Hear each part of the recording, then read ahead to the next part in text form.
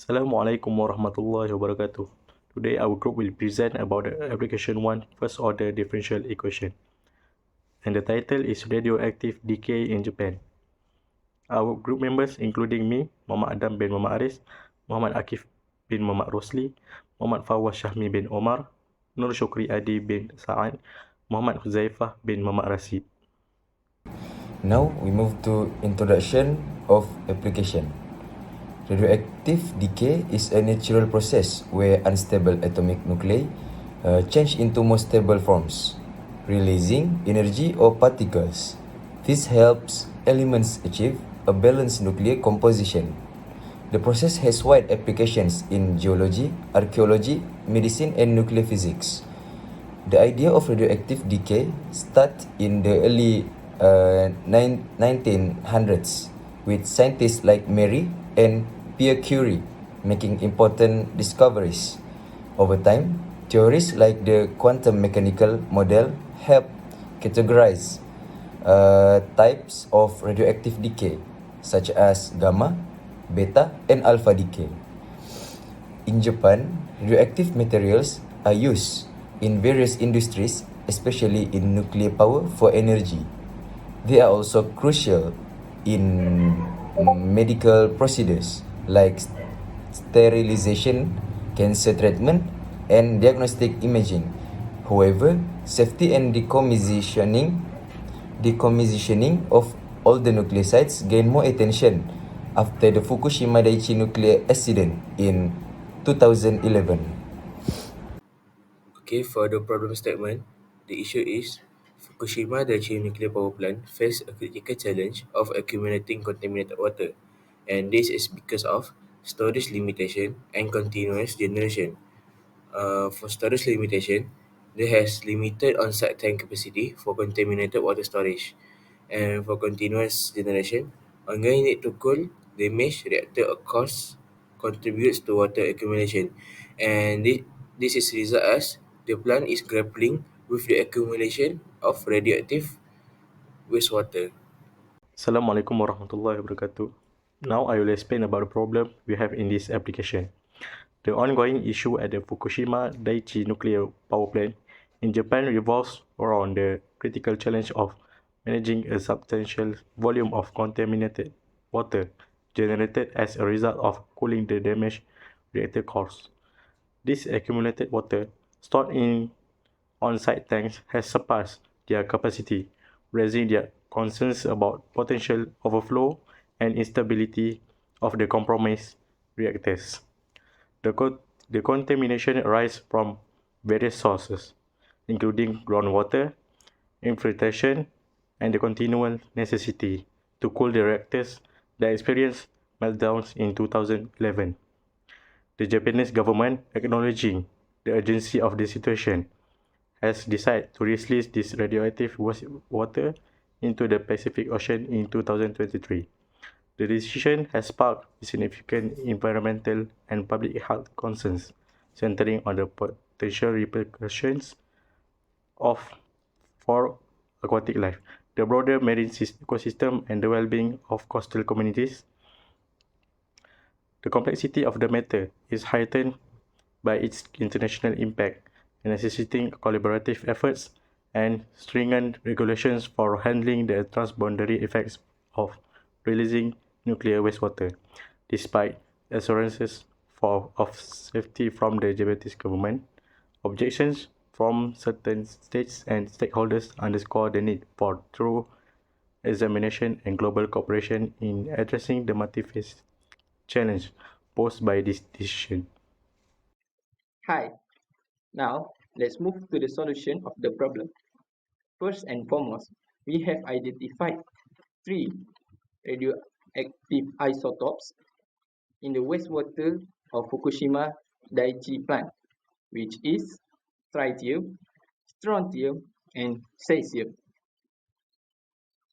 We can calculate the equation for this decay rate of tritium, strontium, and cesium manually, but as life is to make easy, we use easy way using R programming.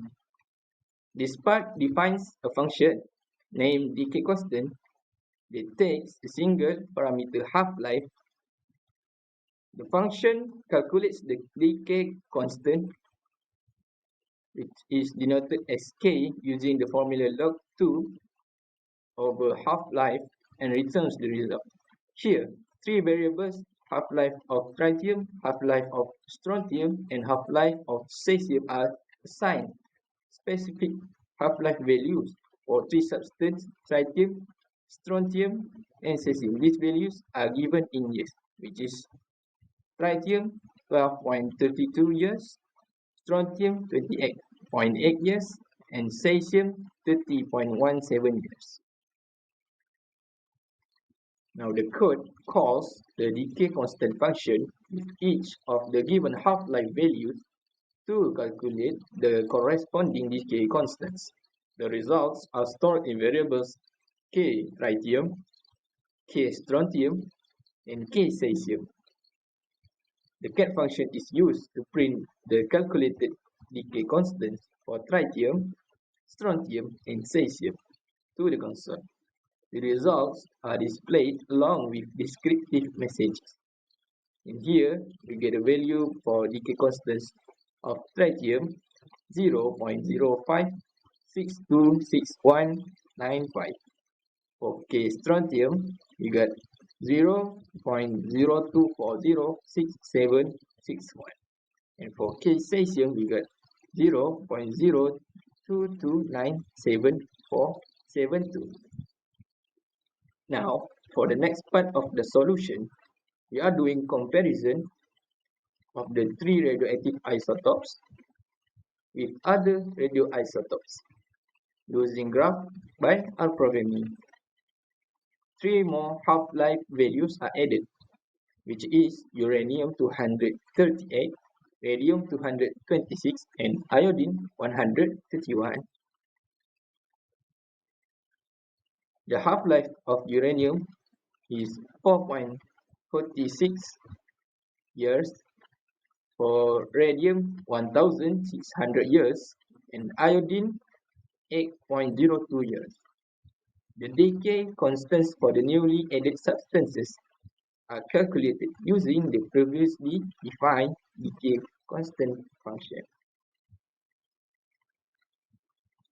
Next, a sequence of time values from 0 to 10,000 with a step size of 1 is generated. The quantities A for each isotope are calculated at each time point using the decay formula. AT is equal to E to the power of negative KT, where K is the decay constant. Then, legend is added to the plot to label the different isotopes with their respective colors. In summary, this code extends the previous example by incorporating additional radioactive isotopes and calculating their decay constants, generating time values, and plotting the decay curves for all isotopes on the same graph with a legend for clarity. The resulting plot visually compares the decay of various radioactive isotopes over time.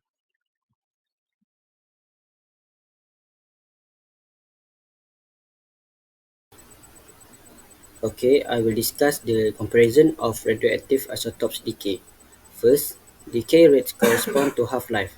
Each isotope exhibits a distinct decay curve with the slope directly influenced by its half-life.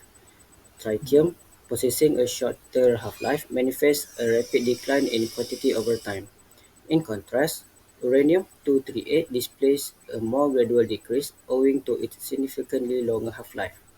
Second, diversity in temporal patterns. The plotted graph visually underscores the diverse decay patterns of various isotopes. Strontium and caesium, falling between tritium and uranium, demonstrate intermediate decay rates. This diversity in temporal behavior highlights the importance of considering half-life when assessing the longevity and environmental impact of radioactive substance. Okay, thirdly, environmental implications. The observed decay rates have practical implications For assessing the environmental impact of isotopes, shorter half-life, as seen in tritium, might indicate immediate concerns and the potential for quicker release of radioactivity. Conversely, isotopes with extended half-life like uranium-238 pose challenges due to their prolonged persistence in the environment, necessitating nuanced strategies for containment and management. Last but not least, informed decision-making. Understanding decay rates is crucial for making informed decisions in scenarios involving radioactive contamination. This knowledge enables the development of effective strategies for mitigation, cleanup, and long-term environmental protection, tailored to the unique characteristics of each isotopes. Okay, next part is I will discuss based on the solution that given before. In conclusion, the Fukushima Daiichi nuclear disaster has left a lasting imprint on the Pacific Ocean and its ecosystem. The release of radioactive wastewater has led to a complex interplay of isotopes with varying decay rates, each posing distinct challenges for human health and the environment. Immediate concerns surround tritium exposure, necessitating rigorous monitoring and water safety measures to mitigate direct human risks. Next, long-term environmental impacts are driven by isotopes like uranium-238 and other transuranic elements, with their extended decay rates contributing to persistent contamination. Bioaccumulation through the aquatic food chain raises concerns about the health of marine organisms and the safety of seafood consumption. Intermediate-life isotopes such as strontium and caesium add an additional layer of complexity to the environmental consequences, impacting both short-term and longer-term aspects of aquatic ecosystem. In addition, scientific monitoring plays a pivotal role in assessing the distribution and concentration of these isotopes, enabling the prediction of contamination trajectories and the implementation of targeted mitigation strategies. The diverse decay patterns observed underscore the need for ongoing research and adaptive management approaches to address the multifaceted challenges posed by nuclear incidents.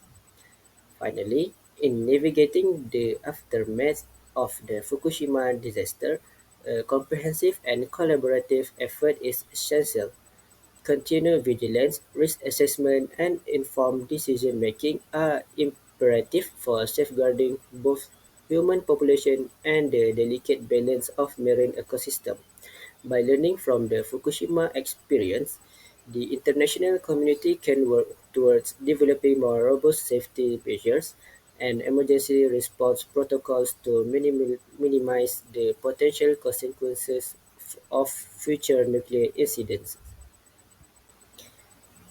In addition, scientific monitoring plays a pivotal role in assessing the distribution and concentration of these isotopes, enabling the prediction of contamination trajectories and the implementation of targeted mitigation strategies.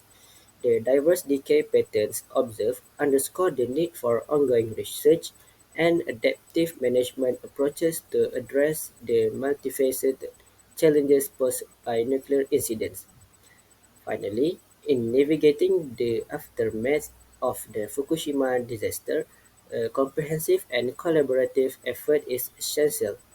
Continued vigilance, risk assessment, and informed decision-making are imperative for safeguarding both human population and the delicate balance of marine ecosystem. By learning from the Fukushima experience, the international community can work towards developing more robust safety measures and emergency response protocols to minimize the potential consequences of future nuclear incidents.